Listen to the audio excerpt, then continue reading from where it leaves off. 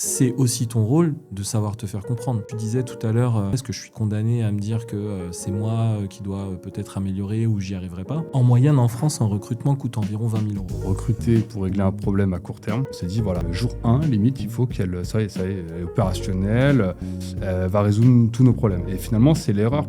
C'est parce que je n'ai pas su insuffler les insights de ma boîte, la manière de vendre ma compétence. Et je me suis dit, mais oui, si j'avais eu cette formation avant, j'aurais embauché déjà peut-être une toute autre personne. Et là, j'ai un déclic. Je peux vendre ça? Ouais, let's go, combien?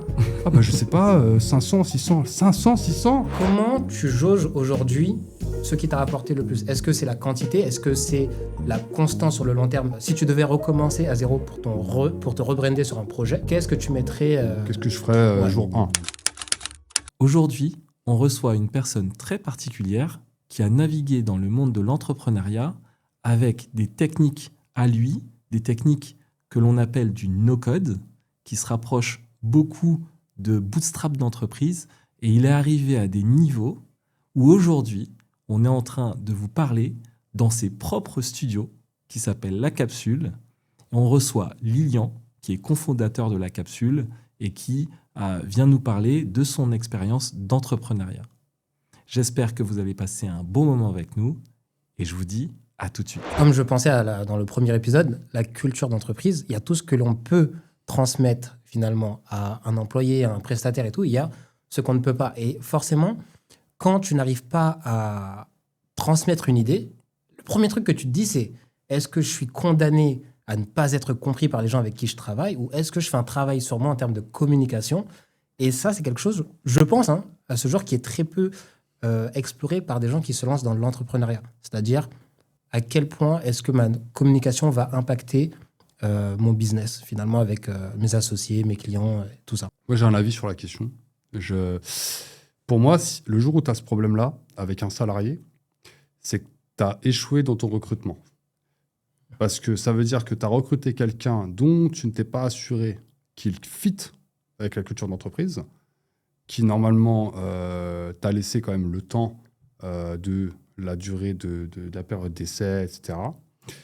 Et en plus, parce qu'à ce moment-là, peut-être tu t'es dit justement, OK, il est en période d'essai, il y a un truc qui ne fit pas, je ne saurais pas dire quoi, c'est pas ses compétences, c'est pas ses hard skills, c'est peut-être les soft skills, mais peut-être moi qui n'ai pas truc. Et déjà, il faut poser la garantie de est-ce que toi, tu as mis tous les moyens, ressources nécessaires pour que ça fit, et que malgré ça, ça ne fit pas, tu l'as quand même recruté, et après, tu te retrouves à... Tu sais, c'est un petit peu effet snowball, quoi, tu vois. Voilà, c'est bien sûr. La vie. Qu'est-ce que t'en penses, toi? Ouais, il y a ça. Je te rejoins là-dessus. Je suis d'accord avec ça. Et pour ça, d'ailleurs, j'ai une bonne technique pour ça. C'est de se dire, OK, j'ai un recrutement à faire. Plutôt que de se dire, tiens, je vais miser sur ce poulain, cette personne, ou etc. Je vais plutôt en recruter 3, 4, 5 en même temps, sur la même période d'essai. Et en fait, tu vas tirer de ce lot de personnes la bonne personne. Tu vois, tu auras plus de chances de tomber sur une personne qui va t'aller. Alors oui, ça va te coûter un petit peu plus cher, mais la rentabilité à terme sera beaucoup plus explosive parce que tu vas vraiment avoir une personne qui t'aura pu comparer les choses. Et en fait, c'est un peu cette phrase que je dis souvent, c'est que pour améliorer quelque chose, il faut toujours que tu le mesures. Et ton indice de mesure sera comparativement sur le même poste avec des personnes qui ont normalement le même CV pour fitter sur le poste. Ouais, ok, je vois. En fait, ça me fait penser à la méthode Hormozy, où il te dit, tu vas prendre, lui après c'est des prestataires qu'il prend, mais il va prendre par exemple 3, 4, 5 prestataires, il a les moyens, sur un même poste, et il prend le top. Ouais. Et en fait, finalement, tu mets aussi les gens en concurrence entre eux, et tu prends vraiment le top. Parce qu'en plus, quand tu prends un prestataire sur un secteur avec lequel tu n'as jamais travaillé, disons, tu as besoin de quelqu'un pour faire ta pub sur tes réseaux, tu n'as jamais bossé avec des gens là-dessus, bien sûr, ouais. Tu ne sais pas. Tu n'as pas de maître étalon. C'est ça, c'est pour ça que je te dis que c'est un indice, finalement, de mesure. Par contre, tu vois, je me rends compte, moi, dans l'univers en tout cas dans le business de l'immobilier, que je ne peux pas faire la même chose pour les travailleurs du bâtiment, parce qu'une fois qu'ils sont sur un chantier, tu peux pas splitter le chantier en 3 et leur dire toi tu t'occupes de la salle de bain, toi machin, comparativement c'est pas la même chose. Donc ça risque d'être assez compliqué à gérer, Et donc, cette concurrence, tu es obligé d'y aller en séquentiel, tu peux pas paralléliser, quoi. Avant le recrutement même, faut vraiment pas hésiter, je pense, à appeler l'ancien patron ou l'ancien manager, l'ancien N+1 de la personne. Parce que peut-être, il y a des trucs que toi, tu vas entendre qui, pour lui, n'étaient pas bons, mais qui, pour toi, vont te rassurer. À compétences égales, les soft skills, la culture d'entreprise, tu vois, c'est plus, même au-delà des soft skills, c'est comment toi, tu fit dans le groupe, comment toi, tu fit, par exemple, je sais pas moi, par exemple, toi, tu cherches quelqu'un qui est capable d'exécuter une to-do list sans poser de questions, un soldat. Peut-être que si tu parles avec un autre dirigeant, lui, il est au début de sa boîte, donc il a besoin d'avoir au contraire des profils qui sont plutôt multi-compétences, parce qu'il n'y a pas beaucoup de compétences dans la boîte, et donc il faut pouvoir un peu être touche à tout. Des couteaux suisses. Et lui, il va peut-être se séparer de quelqu'un qui était justement un soldat, trop robot, trop moi, si tu me dis pas ce que je dois faire, machin carré. Mais peut-être que par contre, pour un autre dirigeant, ça va être justement, moi, c'est ce que je veux, tu vois. Donc ne pas hésiter à appeler l'ancien manager. Alors ça me fait naître deux choses. Premièrement, moi, je ne crois pas forcément au fait d'appeler les anciens patrons. Parce que moi, si tu appelles mes anciens patrons, peu importe qui tu appelles, si je me suis bien entendu avec lui... Il va te mettre bien. Il va me mettre bien. Si je ne me suis pas entendu, il va me descendre. Donc finalement, tu as toujours un biais d'affection par rapport à la personne. Ou sinon, si c'est trop vieux, peut-être tu vas pas tomber sur le manager. Peut-être qu'on va juste te dire, oui, il a bossé ici. Mais je ne vais pas t'informer sur qui il était. Après, moi, je préfère quand même que l'appeler et qu'il te mette bien. Tu vois, c'est quand même un gage quand même. Et moi, ça va me rassurer. Donc, à partir... Si j'appelle finalement uniquement pour me rassurer, j'ai trouvé la réponse. C'est vrai que parce que s'il t'aime bien, c'est aussi que tu as fait du bon taf. Mais justement, je voulais revenir à ça. Tu vois, tu disais tout à l'heure... si moi j'y arrive pas, est-ce que je suis condamné à me dire que c'est moi qui dois peut-être améliorer ou j'y arriverai pas? Il y a aussi un sujet sur ta personne en tant que manager, ta personne en tant que dirigeant de ta société. C'est aussi ton rôle de savoir te faire comprendre. Donc oui, clairement, si tu as besoin de mieux t'exprimer vis-à-vis de tes employés pour qu'ils te comprennent mieux, je donne un exemple, et moi ça m'est arrivé, c'est pour ça que je vous en parle. Mais j'ai encore et j'avais eu beaucoup de lacunes sur la partie commerciale. Pour ça, je m'étais dit, tiens, on va entamer un recrutement d'un commercial, et j'ai choisi tout de suite de me dire, je ne vais pas prendre un junior, je veux prendre quelqu'un d'autonome, je vais aller prendre un directeur commercial. Donc, je vous laisse imaginer les tarots. C'est pas donné. Et là, on parle en brut, on parle pas en puisque voilà, on va pas de coût global employeur. De coût global employeur, voilà, ça, on peut pas le comprendre et personne ne le comprendra sauf l'URSSAF. Mais eux, ils comprennent et ils mesurent. Voilà, exactement. Mais donc le coût est très très important et je me retrouve finalement avec un résultat presque négatif sur cette personne et je me dis mais en fait ça nous a rien rapporté, ça nous a même coûté un peu d'argent pour lui parler de ce qu'on fait, lui faire monter un peu en compétences. Mais 2 mois plus tard, je m'inscrivais dans une formation de coaching commercial et j'ai compris mon erreur. Et c'est parce que je n'ai pas su insuffler les insights de ma boîte, la manière de vendre ma compétence, la manière de vendre les compétences de mes employés. Et je me suis dit, mais oui, si j'avais eu cette formation avant, j'aurais embauché déjà peut-être une toute autre personne et j'aurais eu cette capacité de lui partager ou en tout cas de lui insuffler quelle était la vibe en tout cas de mon entreprise. Ça, c'est souvent le problème de recruter pour régler un problème à court terme, où nous aussi on l'a vécu à la capsule. Je recrute parce que là, tout de suite, j'ai un problème et je dois le résoudre. Et nous, on a recruté par exemple quelqu'un aussi pour régler des problèmes. On s'est dit, voilà, cette personne-là, je la recrute et que jour 1, limite, il faut qu'elle elle est opérationnelle, elle va résoudre tous nos problèmes. Et finalement, c'est l'erreur parce qu'on ne l'a pas laissé, et c'est notre erreur à nous, par contre, il y a peut-être eu un mauvais fit, etc., parce qu'on hésitait entre 2 profils, entre elle et une autre. Finalement, on a pris elle. Peut-être pas plus pour un truc de fit avec l'équipe, tu vois. Donc, il y avait quand même une métrique importante qui était, OK, qui va fitter le plus, qui va être le plus... avec qui les équipes vont être les plus manageables. D'accord. Tu vois. Donc, parce qu'on ne voulait pas prendre quelqu'un qui ne se fasse pas respecter par les équipes qu'on avait déjà en place et tout. Et donc, notre choix s'était un peu porté là-dessus. Mais après, par contre, nous, moi, je trouve en tout cas qu'on lui a pas du tout donné les moyens pour pouvoir. On lui a pas donné assez de temps, assez de moyens, assez de. Au bout de 2 semaines, entre guillemets, on était déjà en train de se plaindre du profil, alors que 2 semaines, c'est tellement court. Oui, c'est pas suffisant, tu vois. Et donc, au bout de 2 semaines, on a commencé à se plaindre. Au bout d'1 mois, on avait mis fin à la période d'essai. Oui. Et je veux pas dire que c'était une erreur, c'était une bonne décision, mais l'erreur a été le recrutement. Ouais, l'erreur en amont a été le recrutement. Et donc voilà, c'est-à-dire soit on assume. Un recrutement, c'est long, ça coûte. Et donc finalement, on a payé beaucoup plus que. Voilà, on n'était pas rentable. Par contre, moi, j'ai quelques chiffres là-dessus. En moyenne, en France, un recrutement coûte environ 20 000 euros. Ok. C'est des chiffres qui datent sûrement de 2022, même plus tôt. Mais il faut estimer que le travail d'une RH sur et la publication de l'annonce, et les entretiens, et toutes les personnes que ça va mobiliser, c'est vraiment 20 000 euros de recrutement. Et donc, parfois, il y a ce calcul à faire de est-ce que ça vaut pas mieux de former quelqu'un en interne qui va monter en compétences et qui sera en capacité d'aller sur un poste plutôt que d'aller faire une recherche d'un nouveau profil. Ça dépend du scale que tu veux avoir, quoi. Et du coup, tu vois, ça me fait penser, on parlait en tant que manager, vu que nous, on a un point de vue chef d'entreprise, mais tout à l'heure, tu l'as dit pour les managers. Je parlais avec ma compagne et elle a eu un recrutement à faire il y a quelques temps, il y a quelques mois déjà. Et en fait, elle n'a pas le choix, comme on disait, de faire plusieurs recrutements simultanés, puisque tu es dans une hiérarchie, on te dit, tu n'as qu'une seule personne à prendre. Et finalement, elle avait le choix entre 2 personnes. Une personne chez qui... en termes de mindset, ça semblait être bon, plus docile, plus je vais faire ce que tu me demandes, et un profil un peu plus foufou, on va dire. Okay. Des meilleures compétences sur Excel, en tout cas les choses dont elle a besoin pour travailler, mais peut-être plus dur à cadrer, tu vois. Plus créatif. Exactement.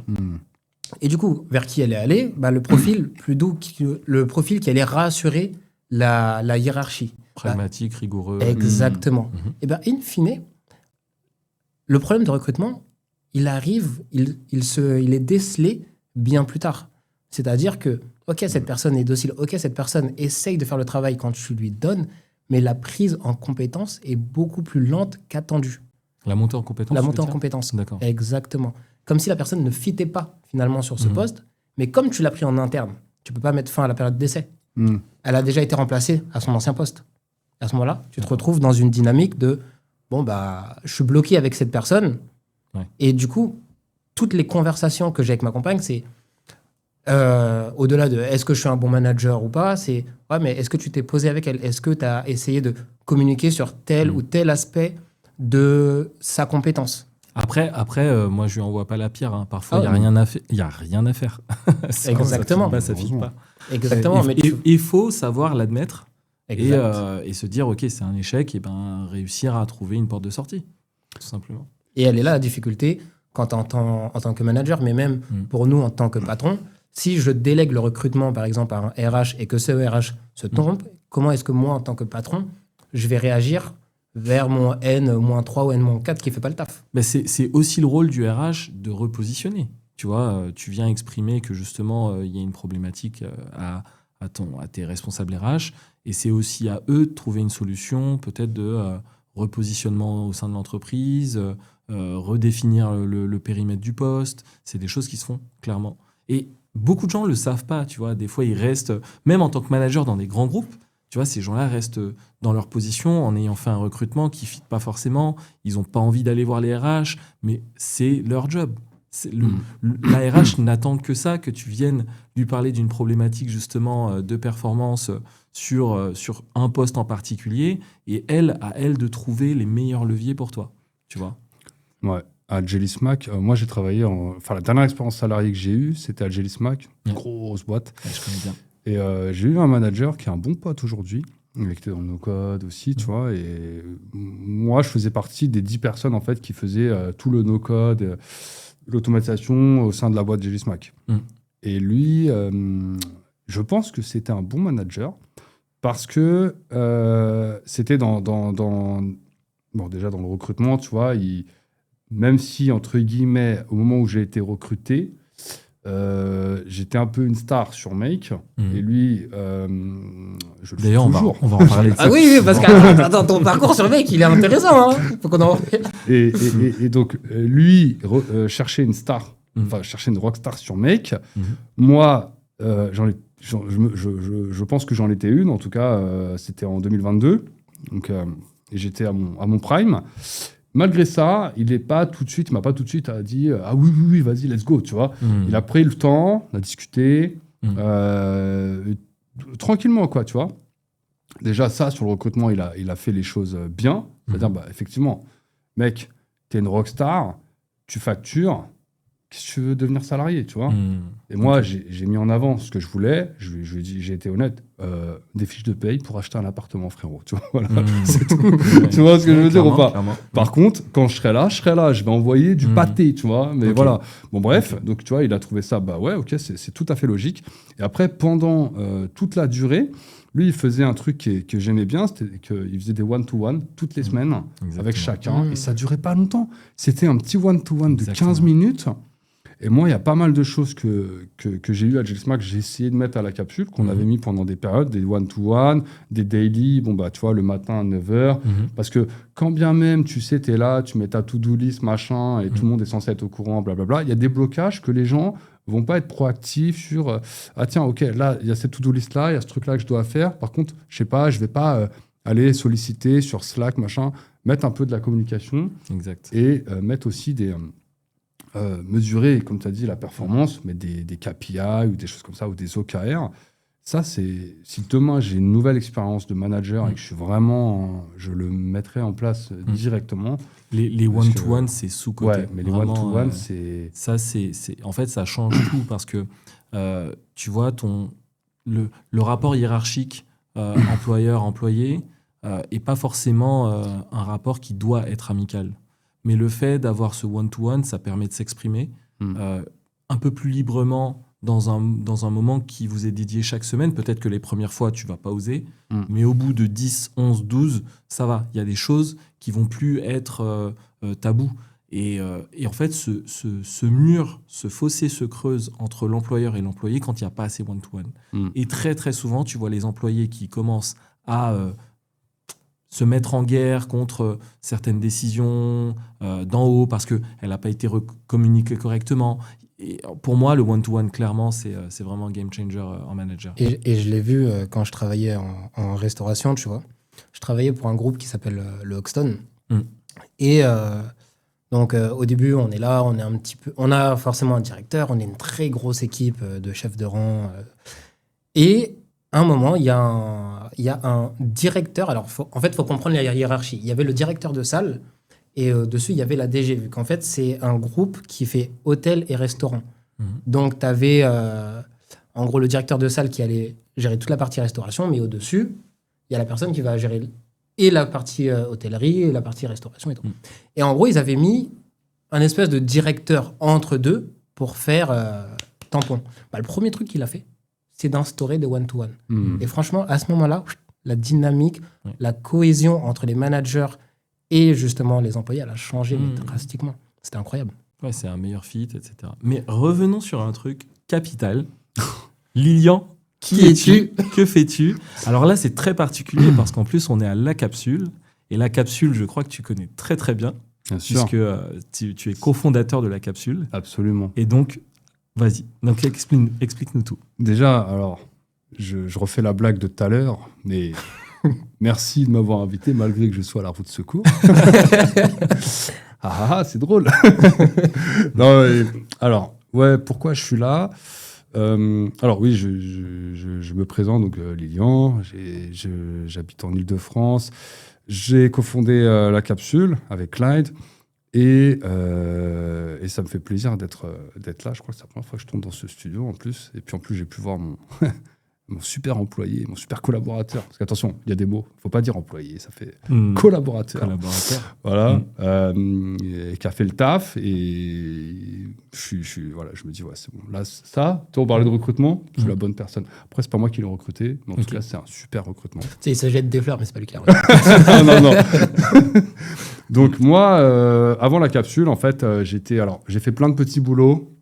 J'ai pas été très loin dans les études. Je suis allé jusqu'au bac, que j'ai pas passé. J'avais une grosse addiction sur les jeux, sur les MMO. J'en parle parce que j'ai déjà raconté dans un podcast très publiquement. Et voilà. Donc après, j'ai eu plein de petits boulots. J'ai pas été très loin dans les études jusqu'à à peu près la trentaine.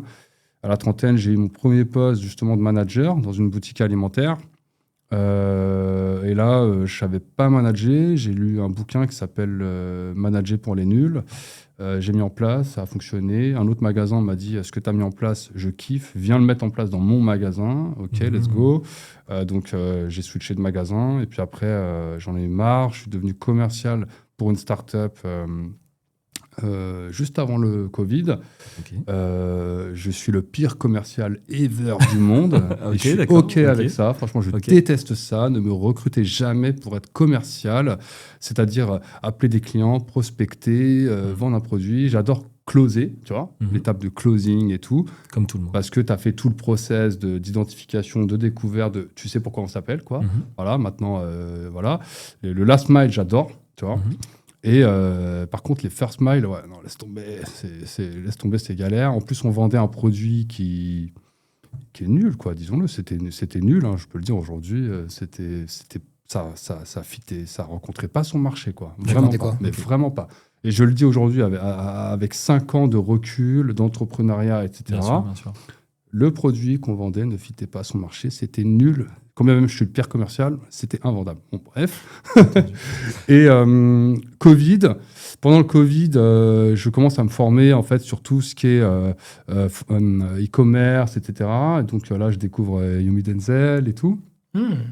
Et je me dis, putain, j'ai pas d'oseille. Et donc, pour me payer sa formation, je vais sur un site qui s'appelle 5euros.com. Okay. Et je vends des logos à 5 euros. J'y passe des demi-journées pour vendre des logos à 5 euros. Et puis voilà. Puis ça commence à... Je vends de plus en plus cher et tout. Et après, j'ouvre ma boutique e-commerce. Ça marche très bien. Je fais à peu près 1 000 euros par jour. Donc, pendant 3-4 mois, j'ai l'impression que je vais devenir millionnaire, etc. Et du jour au lendemain, Facebook me bloque ma page. Donc, du jour, tu vois, tu es dans un pic de dopamine tous les jours. Et tellement je suis là, la nuit, je suis en train d'essayer de dormir. Et je reçois des notifs de Shopify, plus 1000, des trucs comme ça. Le lendemain, il n'y en a plus. Tu sais, il y a une chute comme ça. Ouais. Ah, j'ai pris cher. Quand t'as coupé l'herbe sous le pied, pap. Et à ce moment-là, plus de taf. Donc, j'ai pas de taf. J'ai plus de salaire parce que la boîte où j'étais le pire commercial a fini par me virer, hein, tu penses bien. Ok. J'ai un loyer à payer. Enfin, c'est vraiment la merde. Et du coup, je me mets à devenir closer, en fait, justement, par quelqu'un qui vend une formation en e-commerce. Et le deal, c'est que moi, je close pour lui. Je prends 20%. Voilà. Ok. Donc, arrive ce moment où je commence à réfléchir et je me dis, OK, donc le but du jeu, c'est que je parle au maximum de personnes pour augmenter mes chances de closing. Comme ça, je prends le maximum de fric. Lui, il arrive avec son CRM, tout bien et tout. Il dit, bah voilà les outils que tu as à ta disposition. Je trouve ça naze. Et je me dis, non, mais là, avec son système, je ne peux pas parler à assez de personnes. Je me dis, comment je fais pour augmenter ce truc-là? Donc, je bypass son CRM et j'apprends et j'essaye je trouve des outils, Zapier, Airtable, etc., où je comprends qu'en fait, je peux faire moi-même mon système pour avoir un CRM qui se remplit plus, pour parler à plus de personnes, pour qualifier plus aussi. Je ne voulais pas parler aux touristes. Et j'ai des bons résultats. Ça marche et tout. Donc, les autres closers viennent me voir et me disent, Lilian, est-ce que tu peux...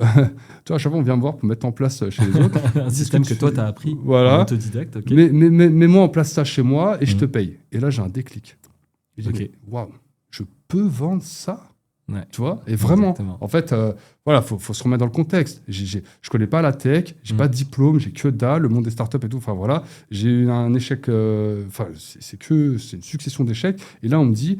frérot, ce que tu as fait là, je te paye, tu vois. Et je me dis, mais waouh, mais ouais, let's go, combien? Ah bah je sais pas, 500, 600. Aujourd'hui, tu vois, je rigole, mais let's go, tu vois. Et voilà, et j'apprends que ce truc-là, ça s'appelle No Code.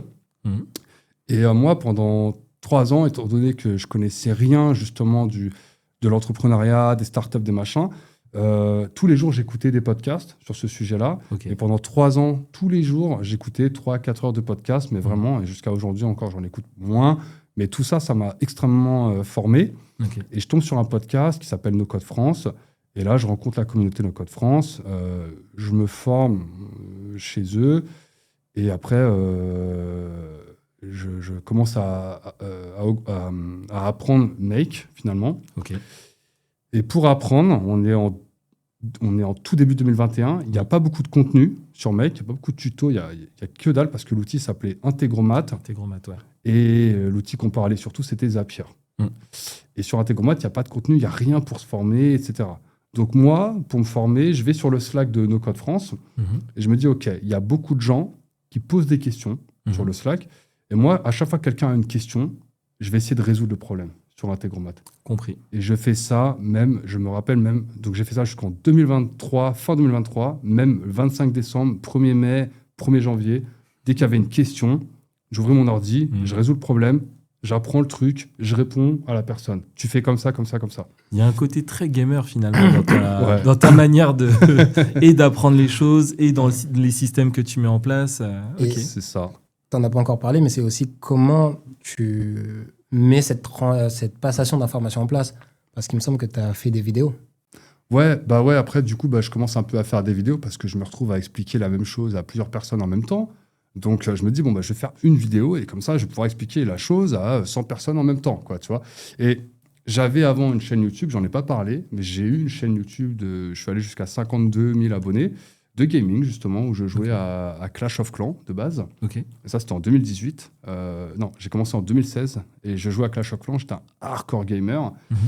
Et à l'époque, j'avais fait des vidéos sur YouTube pour expliquer à mon clan comment attaquer des villages, parce que les mecs ne savaient pas jouer et ça me rendait fou. Et donc, j'avais fait des vidéos et franchement, c'était à l'arrache, quoi. C'était avec un téléphone, la webcam, je le tenais comme ça. En même temps, en fait, je faisais le commentary séparé du gameplay. Je jouais, j'enregistrais. Ouais.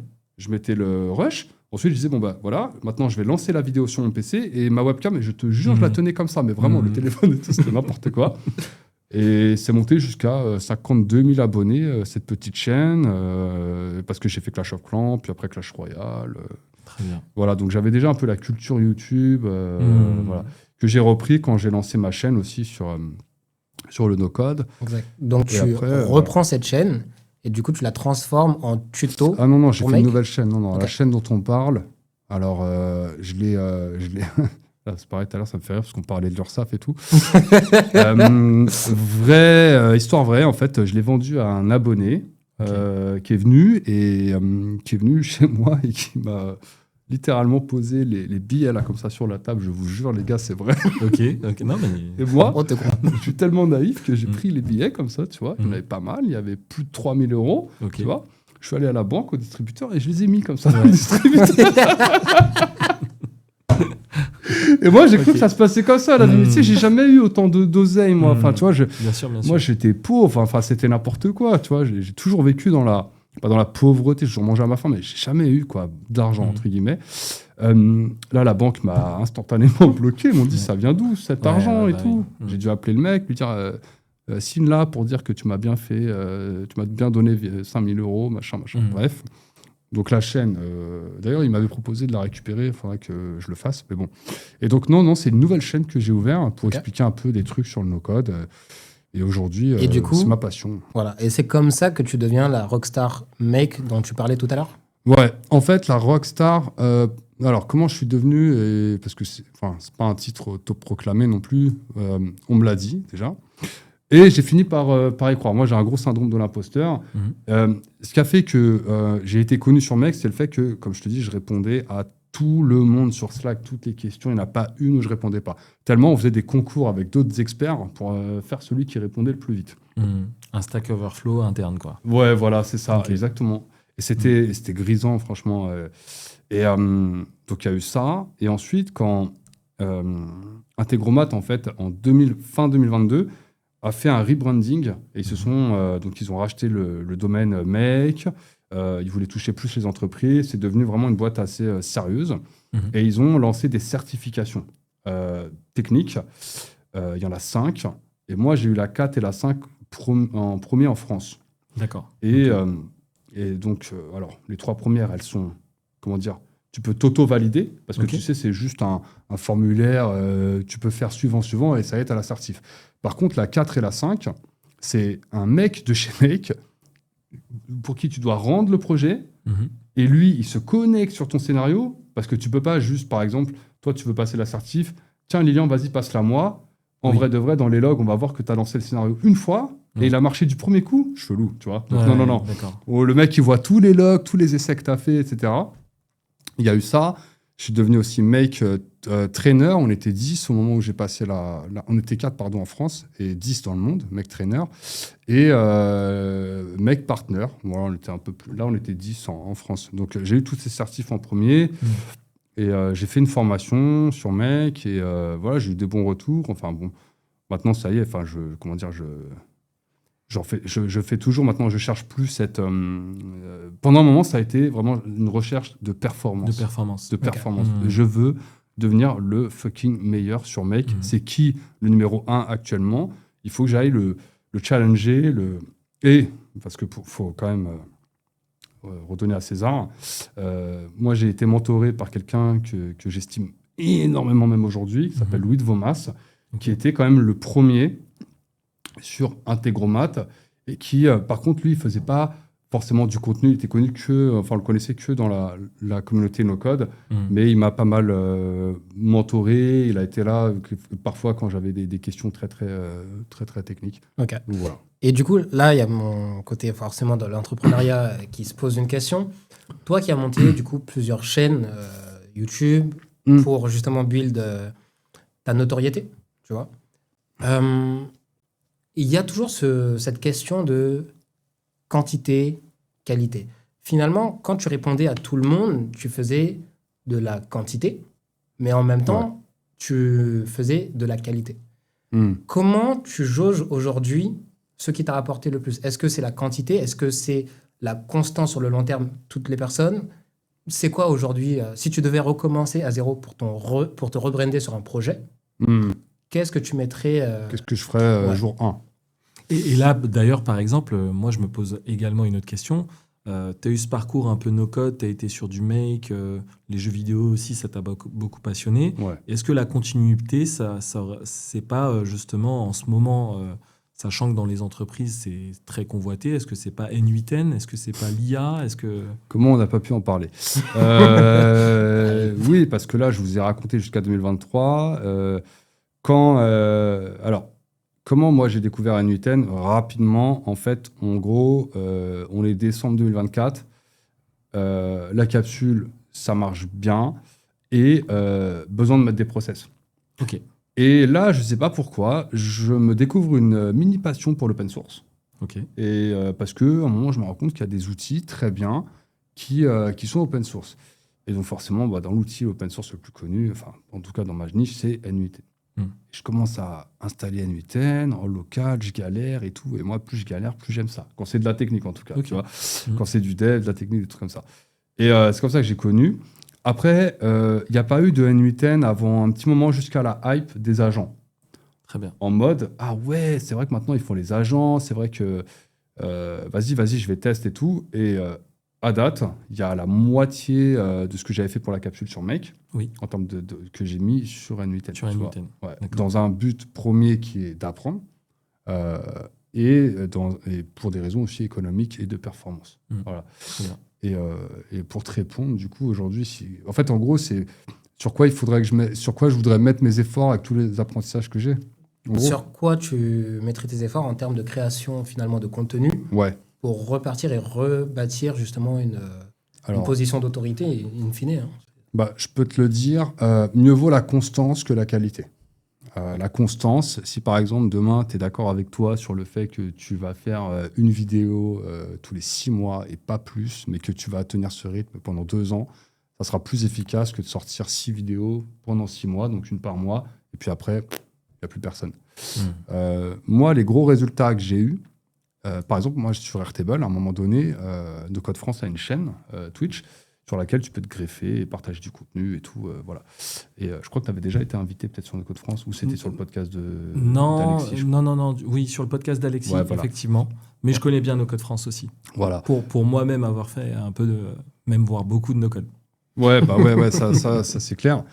Et donc, moi, j'avais fait un moment, pendant 6 semaines d'affilée, construisons un CRM sur Airtable de A à Z. Très bien. Et tout ça, du coup, ça sortait sur ma chaîne YouTube. Et aujourd'hui, ces vidéos, elles datent d'il y a presque 4 ans et elles font toujours autant de vues. D'accord. Et il y a beaucoup de gens qui tombent sur ces vidéos-là. Et je me rappelle que pendant cette période-là, j'ai eu pas mal de bons retours et YouTube aime bien ça, tu vois. Donc en fait, je pense que là, aujourd'hui, je pourrais, par exemple, là, il y a des questions sur le canal N8N, tu vois, sur le Slack. Mais ce que je veux dire, attends, voilà, je reprends mon truc. Quand j'ai aidé ces gens-là, c'était pas dans un but lucratif. Je voulais m'aider moi. Sauf que quand il n'y a pas de contenu sur YouTube, que tu peux pas te former, tu peux pas t'auto-former, tu peux pas t'auto-créer des problèmes et les résoudre toi-même. Ouais, tu bien vois, sûr, c'est bizarre. bien sûr. Tu On vois apprend toujours mieux Voilà. en pratiquant, quoi. Voilà, en pratiquant et en résolvant les problèmes des autres. Des autres, tu vois. exactement. Sinon, tu n'apprends pas, tu vas toujours rester dans ta zone de confort. Tu vois, c'est dur. Donc, en fait, quand j'ai aidé ces gens-là, c'était purement pour m'aider moi. Et en fait, si tu veux, la success story, elle est venue, je ne l'ai pas vraiment cherché, quoi. Tu vois, c'était, voilà, moi, je ne pensais pas que mec allait devenir l'outil, un des outils les plus utilisés. Enfin, je n'étais pas du tout j'avais pas la vision à ce point-là non plus. Donc, aujourd'hui, bah ouais, je ferais sûrement pareil, naïvement. Tu vois ce que je veux dire? Maintenant, est-ce que si demain, quelqu'un il se lance là-dedans, je préférerais plutôt qu'il crée du contenu sur YouTube, où il partage des tips, des connaissances, des use cases sur YouTube et faire une vidéo, tu vois, toutes les semaines. Par exemple, quelqu'un qui fait ça, qui est très connu, qui s'appelle Shubham Sharma. Lui, il a fait le pari de se dire, bah voilà, pendant 3 ans, je fais des vidéos de façon régulière, certaines très travaillées, d'autres non. Aujourd'hui, dans cette niche-là, il a 100 fois plus de résultats que moi. Parce qu'il a misé sur le contenu plutôt que d'aller sur aider des gens sur le Slack, etc. Mais lui aussi, quand il a fait ces vidéos-là, c'était pas pour, tu vois... Mais aujourd'hui, le résultat, en tout cas, voilà. Je sais pas si ça répond à la question, d'ailleurs. Ça répond. Et justement, ça m'a rappelé quelque chose qui était que quand tu apprends pour enseigner à une autre personne, finalement, je trouve que tu apprends beaucoup mieux parce que tu es obligé de comprendre ce que tu vas retransmettre. Ça veut dire que tu comprends 2 fois, finalement. Ouais, et là, ça reste vraiment en toi. Ouais, moi j'ai un autre biais par rapport à ce que tu dis et je le vois beaucoup dans une autre profession qui n'a rien à voir avec ce qu'on dit, mais c'est beaucoup le cas des étudiantes en psychologie. Très souvent, en fait, tu te rends compte qu'elles ont déjà beaucoup de choses à soigner avant de devenir psy ou quoi que ce soit. Et bon, après, c'est très bien. Il y a des balles perdues, là. Non, mais c'est vrai qu'il y a ce biais qui peut arriver dans certaines professions où finalement, tu te rends compte que c'est les gens qui font cette profession qui ont cherché à soigner quelque chose. Voilà. Donc, Mais je suis d'accord avec toi, moi, par contre. C'est vrai que sur Make, quand j'ai fait ma formation, il y a des choses que je connaissais, mais sans les avoir explorées. Mais quand tu fais une formation, tu te sens obligé quand même d'être un peu, avoir cette posture d'expert et d'expliquer même des choses que tu as. Tu peux pas juste expliquer des choses que tu as explorées que tu as juste survolées sans les avoir explorées. Et là, tu te retrouves, ah oui, c'est vrai que ce sujet-là, je le mettais à chaque fois sur le côté. Là, aujourd'hui, je fais une formation, je suis obligé d'aller explorer à fond pour l'expliquer. Et donc, mon niveau a bien grimpé Et en parlant de formation, tu t'es mis à accompagner, toi, des gens, peut-être pour avoir justement un suivi plus de proximité? Ouais, c'est arrivé. J'ai accompagné en tout 3 personnes jusqu'à maintenant. Parce que j'avais lancé cette offre-là en 2023. Après, la capsule, tu vois, m'a pris quand même pas mal de temps, donc je ne pouvais pas me démultiplier. Mais c'était plus des profils, du coup, qui voulaient devenir freelance. Et là, tu vois, autant on parlait de mauvais recrutement, autant même des fois, tu peux recruter des mauvais clients. Mais des mauvais élèves. Des mauvais élèves, des personnes qui ne sont pas coachables, tu vois. D'accord, ok. Et sur les 3, j'en ai eu une qui n'était pas coachable. D'accord. C'est-à-dire, et en fait, je regrette parce que j'aurais pas dû la prendre. Mais je sais pas. Je me suis dit, vas-y, il n'y avait pas la base. Je saurais pas te dire, tu vois. Et en plus, si je donnais trop de détails, il se reconnaîtrait parce que sur les 3. Mais il n'a pas eu des résultats. Voilà, très clairement. Bon, j'ai quand même encaissé, etc. Je l'ai suivi un peu plus longtemps que prévu. Mais c'était un accompagnement pour devenir freelance. Mais voilà, lui, après, j'ai eu une nana aussi. Et ça m'a fait plaisir de pouvoir aider une nana.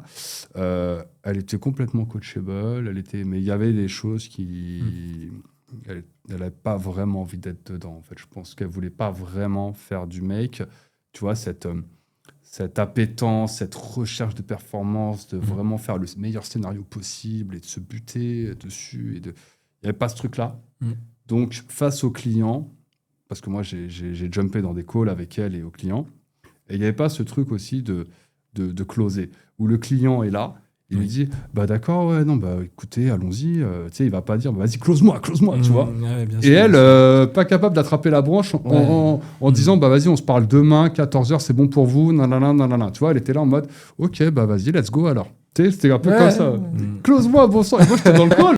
Tu vois, elle était pas à cause de moi, sinon j'aurais fait des coups de pied comme ça, tu vois. Toi, tu t'arrachais la tête, Je lui dis, mais qu'est-ce qu'elle fait, punaise. Et après le call, je lui dis, mais pourquoi tu lui as pas demandé une date pourquoi tu l'as pas tout de suite pour rebondir et tout, quoi, tu vois. Non, ok. Donc, elle était coachable, elle écoutait, en tout cas, mais elle n'a pas eu non plus des résultats de ouf. Et j'en ai eu un troisième. Alors lui, par contre, masterclass, il a fait... Enfin, le mec, c'était soldat. À un moment donné, il procrastinait. Ouais. C'est un peu le... Il avait besoin du coup de pied aux fesses que tu lui as apporté. Je suis en train de faire mon site web, je suis en train de faire ceci, je suis en train de faire cela, j'ai pas de site web. Exactement. Trouve des clients. Et donc, je lui ai donné des objectifs assez durs. Je lui ai dit, tu sais quoi, ton site web, là, tu me ruines avec ça. Vas-y, demain, tu veux faire ton site web, demain, tu as 2 heures. 2 heures, au bout de 2 heures, tu as un site web. Même s'il est pourri, tout ce que tu veux, je m'en fiche. Le lendemain, on a fait le call, 2 heures, j'ai regardé son site. Oh, j'avais envie de vomir, tu vois, c'était à faire. Mais au moins, il a écouté, tu vois. Oui, bien sûr. Et après, c'est bon, ça lui est sorti de la tête, il est parti chercher des clients, il a fait une agence, il a carré de fou, il est devenu vraiment un monstre. Moi, j'ai une anecdote là-dessus. Tu vois, justement, il y a un membre de ma famille, justement, qui voulait lancer une boîte. Il venait de faire 2 ans de tour du monde. Tu vois, il était passé par l'Australie, par Nouvelle-Zélande, plein de pays. Il avait fait vraiment quasiment tous les pays. Et il revient, il se pose aux Antilles. Et là, il me dit, je ne sais pas trop quoi faire. Je dois passer par le Brésil. Donc, il était en Amazonie. Et il me dit, par contre, il y a une chose que j'ai découverte qui est géniale, c'est que les marchés en Amazonie, Brésil, c'est des pharmacies à ciel ouvert. De tout ce qui est phytoplantes, les plantes qui soignent, toute cette médecine que j'ai oublié le terme. Plantes qui font rire aussi ou pas? Mais pas ça, mais il me dit, moi je suis très là-dedans dans ce type de médecine alternative. Qu'est-ce que je peux en faire? Et tu vois, à ce moment-là, il m'appelle et moi je suis en France et je sens qu'il avait besoin de ce fameux coup de pied aux fesses, tu vois, de ce fameux coaching. Et je lui dis, écoute, là, tu as combien à investir en échantillons? Et tu prends tous les échantillons que tu peux pour transiter dans le cadre légal de ce que tu fais voyager ici. Smart. Et c'est ce qu'il a fait. Il est venu avec des plantes sur lesquelles, juridiquement, en fait, il y a plein de choses sur lesquelles, nous, en France, on ne peut pas communiquer sur ça va t'aider à réguler telle ou telle chose dans la santé parce que tu n'es pas médecin, donc tu n'as pas le droit de le dire. Par contre, il avait besoin qu'on l'accompagne sur comment est-ce que je fais quand même pour vendre ce produit, sachant que c'est des produits naturels, des huiles. Tu vois, on parle de l'huile de jojoba, on parle des écorces d'arbres, ce genre de choses, qui ont des vertus dans ces pays-là qui sont connues, mais qui en France passent plus dans du pharmaceutique, traités en laboratoire, etc. Et 1 an plus tard, il se retrouve avec son propre labo aux Antilles. Donc, c'est un des premiers à avoir une machine UHT, donc ultra haute température, à traiter donc des huiles vierges, à les vendre aux pharmacies des Caraïbes. Et la toute première vente qu'il a faite, c'était catastrophique, exactement comme toi. il me dit, écoute, j'ai été parler du produit, je suis parti avec mes échantillons et j'ai fait tester les échantillons et il voulait tout de suite l'acheter. Et je lui ai dit, alors, qu'est-ce que tu as fait ? Et il me dit, mais non, je leur ai dit que c'était les seuls échantillons que j'avais, que je ne pouvais pas leur vendre tout de suite. Je lui ai dit, mais t'as pris un bon de commande ? Et il m'a dit, non, j'y ai pas pensé. Tout simplement. Exactement. Je l'ai pas aujourd'hui. Par contre, vas-y, t'inquiète, demain j'en ai, j'ai mon fournisseur qui est là, tu t'avances une histoire. Quoi, c'est exactement ça, en fait, finalement, le coaching, la formation, c'est que le lendemain, je lui ai dit, écoute, demain, tu retournes et il faut que tu prennes un minimum de 10 commandes sur ton échantillon pour pouvoir démarrer une vraie commande. Et tu les fais signer, tu récupères les sous d'avance. Tu vois, il y a plein de mécanismes comme ça qui ne sont pas encore compris, ne serait-ce que par... que tu sois entrepreneur ou pas, même certains entrepreneurs n'ont pas ce réflexe-là. Ah, bien sûr. Donc, voilà. Je vais t'en raconter une bonne. La toute première mission que j'ai eue dans le no-code, c'était une mission sur Airtable. Jérémy de Savon.Paris, que j'embrasse aujourd'hui, qui vraiment m'a aidé. Il me contacte sur Malte, il me dit voilà, j'ai besoin d'un expert Airtable, machin, parce que moi j'ai une savonnerie, blablabla. Moi, Airtable, je connaissais j'avais fait des trucs moi-même, j'avais résolu mes propres problèmes, donc on est au tout début, quoi, tu vois, tout début 2021. J'ai pas suivi une formation, que dalle. Par contre, donc je lui dis ouais, t'inquiète, moi je vais faire le job et tout machin. Il dit vas-y, let's go, viens me voir à ma savonnerie. Et voilà. Et moi, c'est ça le problème. Quand t'as résolu que tes propres problèmes, t'es dans ta zone de confort, tu dis moi je suis un boss et tout machin. Je vais dans la savonnerie. Là, il y a sa co-directrice et une autre nana manager et tout. Elles sont toutes les trois là, tu vois. Que des nanas dans le truc. Donc j'ai encore plus chaud parce que voilà. Tu te sens déstabilisé. On se met à côté, tu vois. Je me mets à côté comme ça. Il ouvre le PC, il monte sa base Airtable. Et là, j'ai dû user de toute ma poker face, tu vois, pour ne pas péter un câble. Parce que je me dis, mais what the fuck, mec, tu connais mieux que moi, en fait. Là, qu'est-ce que tu veux que je t'aide, en fait Je comprends rien, là. Et là, je brade un peu. Je dis, ah, mais oui, d'accord, je vois très bien. Il y a une table et tout. Je voyais pas du tout comment j'allais résoudre le problème, frérot. C'est une dinguerie, tu vois. Et je dis, ouais, non, mais je vois très bien et tout. Du coup, vous pouvez me montrer les process de savon et tout. Je voulais vite qu'il éteigne le truc et voir ça plus tard, quoi, tu vois. Ok. Je descends au sous-sol. Elle me montre comment on fait des savons. Nanana, je redescends. Et après, bref, le soir et tout, il me dit c'est bon et tout, ça va le faire. Oui, t'inquiète, dans une semaine, c'est fait. Nanana. Je rentre le soir. Je tape meilleure formation Airtable, tu vois. Je tombe sur la formation de mon goat, d'un de mes mentors, qui s'appelle Noam Sai. Et là, c'était un bootcamp, mais c'était 3 semaines, tu vois. D'accord. Du coup, je dis, vas-y, c'est pas grave. Du coup, je dis OK au client, j'encaisse. Et en plus, à ce moment-là, j'ai encaissé 700 €. Je me rappellerai, j'ai travaillé pendant 1 semaine. Ok. Aujourd'hui, 700 €, c'est un jour, tu vois. Enfin, exactement. Voilà. Et je me bute sur la formation de Noam. Voilà. À l'arrivée, je pense que Jérémy a cramé que j'étais pas si compétent. L'expert que je disais, jour 1 en tout cas. Mais que, voilà, après, on en a rigolé. J'ai dit, ouais, tu sais, je me suis un peu formé sur toi et tout. Il m'a dit, frère, attends, tu m'as fait mon truc, c'est bon, voilà, tu vois. Exactement. Juste, le délai de livraison était un peu, voilà. Mais en vrai, tout ce qu'on avait fait pour lui, il l'a dupliqué après à sa boutique à Bordeaux. Donc, voilà. Donc, non, mais tant que ça tourne. Ouais. Après, c'est ça, tu vois, il y a aussi ce biais que parfois on se dit, non, mais le mec est plus compétent que moi, donc je vais pas pouvoir lui vendre mon service. Mais il n'y a pas que ça. Cette personne, justement... elle a d'autres choses à faire, elle a d'autres valeurs à apporter. Donc, si tu peux lui apporter, toi, ce temps et le démultiplier, entre guillemets, c'est ça qui va être intéressant. Et encore une fois, tu vends du temps. Tu vends du temps. Une des choses que tu peux apporter à un autre entrepreneur, finalement, si tu sens qu'il a un niveau de compétence surélevé, finalement, tu lui enlèves une charge temporelle. Et ça, je pense que ça a une valeur quand même... qui va être au-delà peut-être de ta compétence intrinsèque, mais si tu peux aider à une personne à gagner du temps, il sera prêt à te payer même si tu es moins bon que lui. Encore une fois, on ne va pas être d'accord sur ce podcast. Ça sera un thème récurrent. Encore une fois, le temps n'est pas... pour moi, le temps n'est pas la bonne KPI. Ah ouais ? Derrière le temps, il y a autre chose. Pareil que pour l'argent. L'argent, en fait, c'est une mesure de quelque chose. Ouais. tu vas en faire quelque chose de cet argent. Et donc, ce temps, tu vas en faire quelque chose également. J'associe le temps et l'argent, il n'y a pas de problème. Par contre, venir vendre comme métrique, comme gain de performance le temps, je ne peux pas me baser sur ça, puisque c'est comme dire je vais gagner de l'argent. Mais pour en faire quoi ? Je vais gagner du temps. Mais c'est tout le luxe, justement, de se poser la question pour en faire quoi. Et je trouve que ça, c'est un luxe. Alors, je suis d'accord avec toi, mais dans ces cas-là, ce temps, tu l'as, il est le même pour tout le monde. Oui, mais tout le monde ne dépense pas, n'a pas la possibilité de dépenser son temps pareil. Ah, là, on creuse. Vous voyez, c'est ça qui est intéressant. C'est ça que je suis en train de vous dire. C'est pour ça que je vous dis que c'est pas la bonne mesure. D'accord, oui, je vois. C'est-à-dire, OK. En fait, en gros, moi, par exemple, je parlais de la capsule. Oui, j'ai très bien. passé des heures et des heures et des heures, et Maxime pourra le dire, on a changé plein de fois de processus de livraison, etc. etc. C'est vrai qu'à la capsule, de mes équipes, de mon associé et d'autres, ça n'a pas toujours été compris, ces efforts que je mettais pour mettre en place des nouveaux outils, des nouveaux process, des nouveaux... J'ai toujours été tout seul sur cette bataille-là parce que moi, je mets le gain de temps au-dessus de tout.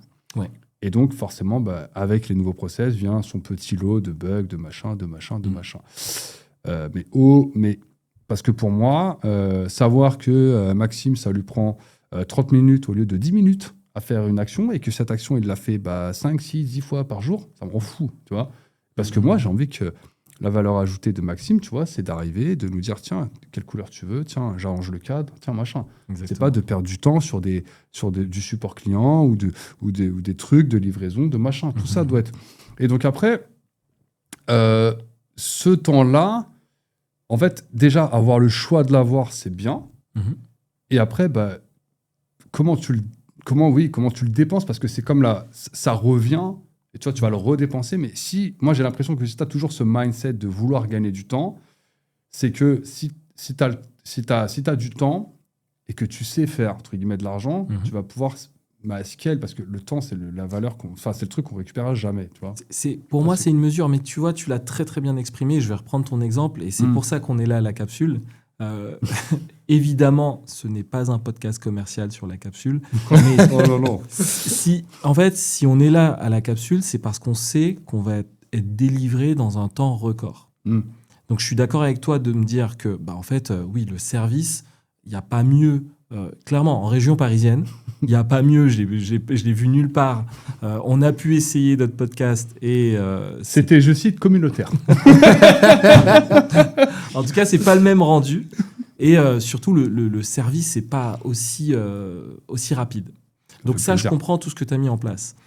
Mais par-dessus ça, moi, ce que ça m'apporte, et je vais vous le concrétiser, c'est que quand moi, j'arrive à récupérer une vidéo en moins de 24 heures, parfois même dans les 3 heures qui suivent, c'est tout ce temps de delivery vis-à-vis de ma clientèle à moi, qui va être spectateur de ma chaîne YouTube, qui va être toutes les diffusions que je vais faire, qui vont être on time par rapport à ce que j'ai besoin de délivrer.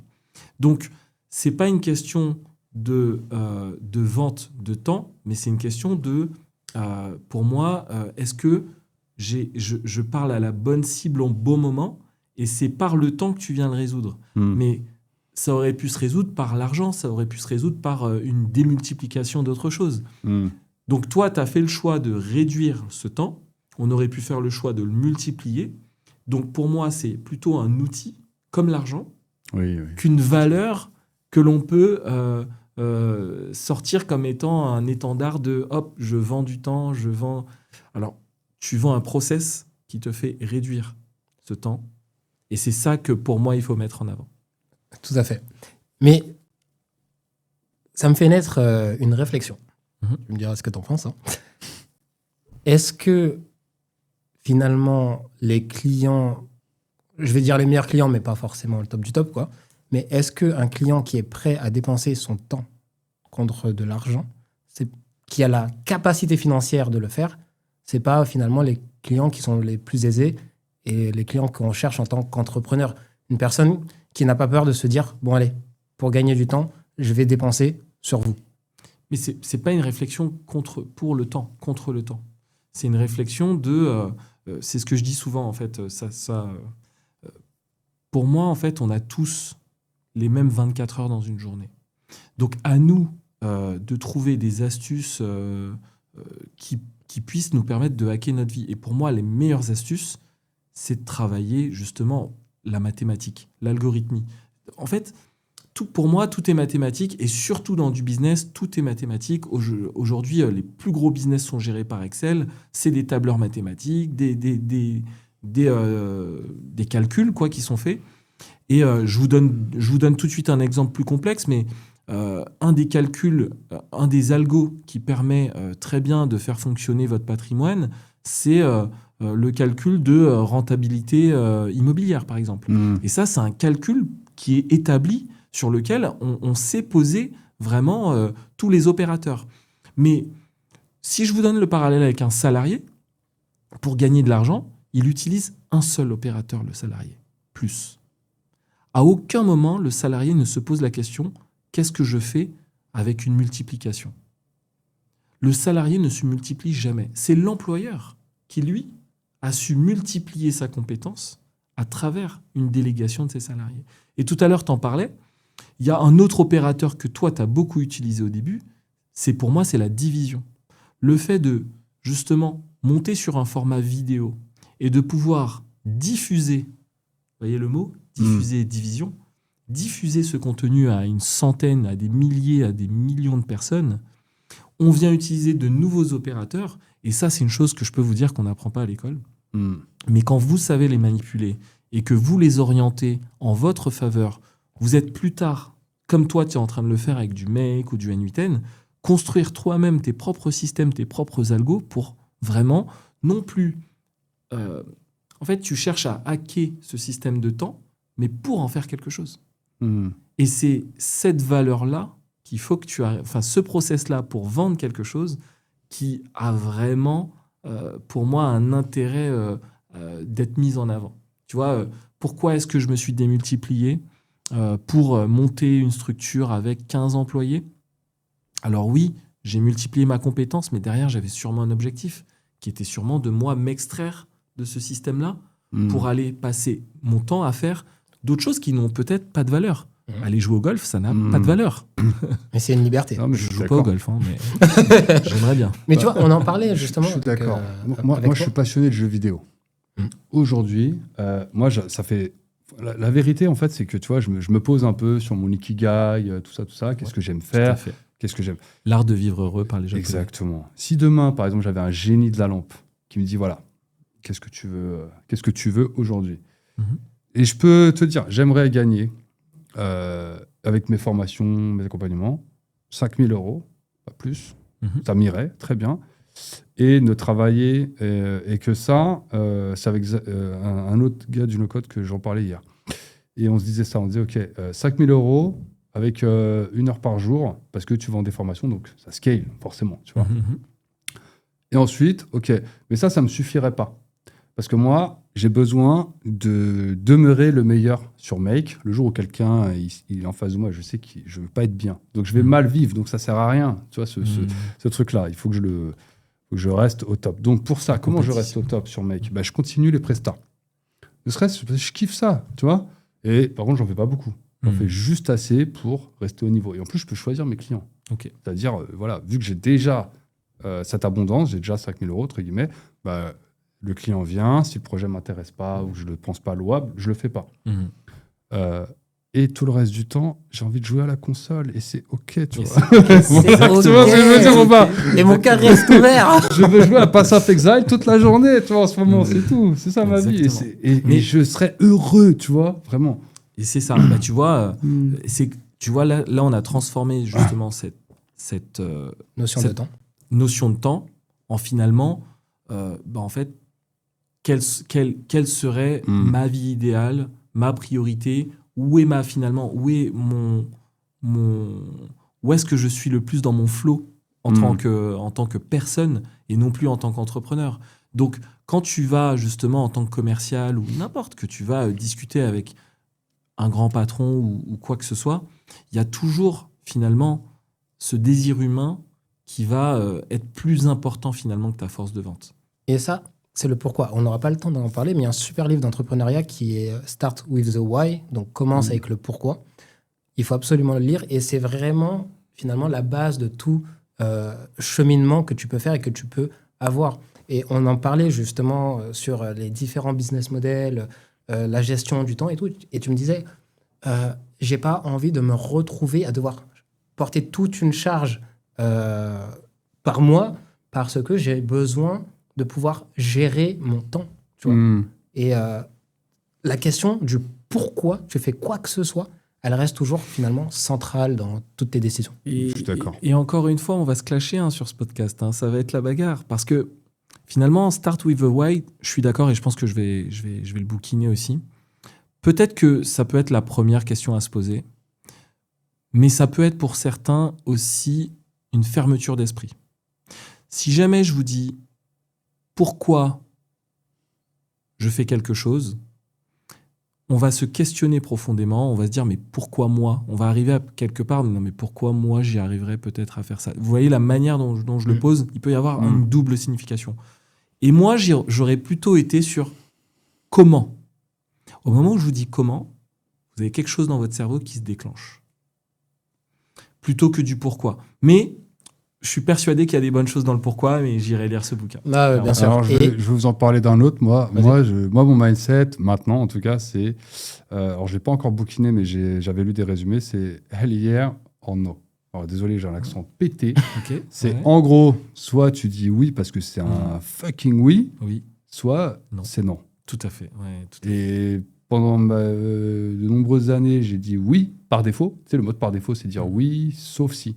Et en fait, en vrai, mon mode par défaut, en tout cas pour moi aujourd'hui, c'est non, sauf si c'est un fucking oui, quoi. Okay. Tu vois, voilà. Très, très bien. Très bien. Trop stylé. Yes. Et en tout cas, on termine ce podcast là-dessus. Il faudra absolument qu'on continue cette discussion. Donc, sûrement, on reviendra, même si cette fois-ci, sans que tu sois la dernière roue du carrosse. J'espère que j'ai été un bon invité malgré que j'étais la roue de secours. Franchement, merci pour toute cette valeur. Donc, c'était top. Avec plaisir. Merci de m'avoir invité. Incroyable. Merci Brice, merci Rudy. Merci la capsule.